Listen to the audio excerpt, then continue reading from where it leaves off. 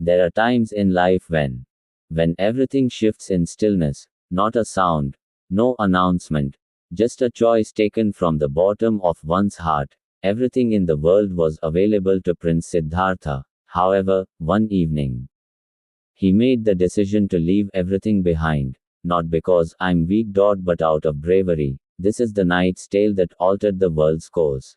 After seeing old age, illness, and death, Siddhartha's perspective of the palace had changed. There was emptiness in the music. The festivities seemed pointless. It felt like a cage. The opulence, every grin that was around him felt unfinished, because he was aware of the reality now. Suffering was unavoidable. Not the wealthy, not the strong, not even him, and this insight started upsetting his inner tranquility. About this moment, Siddhartha and Yashodhara had a child, a son Rahula. The palace joyfully rejoiced. Suddhodana, king, held. Siddhartha would be permanently bound to the life of a king as a result. However, for Siddhartha, there were conflicting feelings at this point. He experienced love, intense affection for his child. However, there was also a silent realization. There was now another attachment. He was prevented from discovering the truth by yet another tie.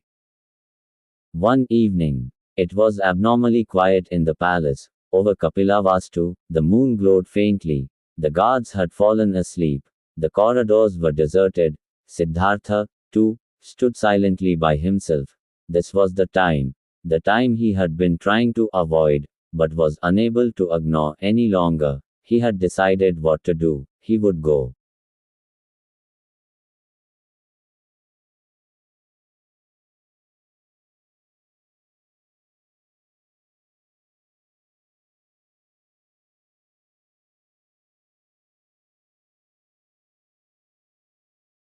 Before leaving, Siddhartha walked to the chamber, where Yashodhara and baby Rahula were sleeping.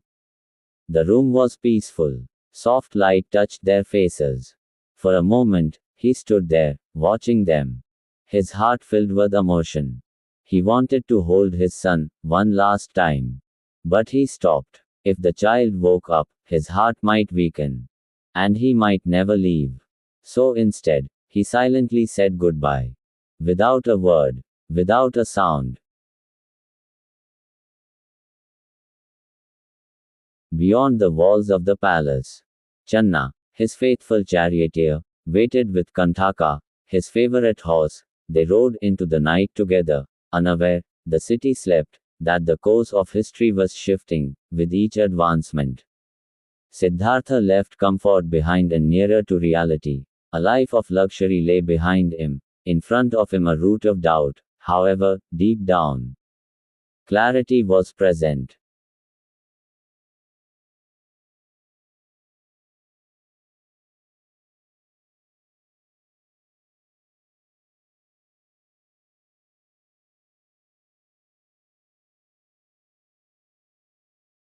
Beyond the walls of the palace, Channa, his faithful charioteer, waited with Kantaka, his favorite horse. They rode into the night together, unaware, the city slept that the course of history was shifting, with each advancement. Siddhartha left comfort behind and nearer to reality. A life of luxury lay behind him. In front of him a root of doubt. However, deep down, clarity was present. They arrived at the forest's edge around dawn. There, Siddhartha came to a halt. He took off his imperial decorations, symbols of identity, riches, and power. He chopped off his long hair with his sword. A prince had vanished, at that precise moment.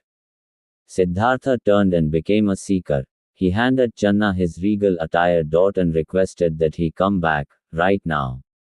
He was by himself, for the first time in his life. Additionally, for the first time, genuinely free. Wearing basic garments, Siddhartha entered the woodland. Not a palace, not a servant, no identification. He had just one query in his heart. Is it possible to put an end to suffering? That query would direct his travels, a voyage that would take him to become enlightened, but for the time being, it was only the start. Take a deep breath. And remember, sometimes the hardest decisions lead to the greatest transformations. Subscribe to Just Breathe for more spiritual stories, folded hands.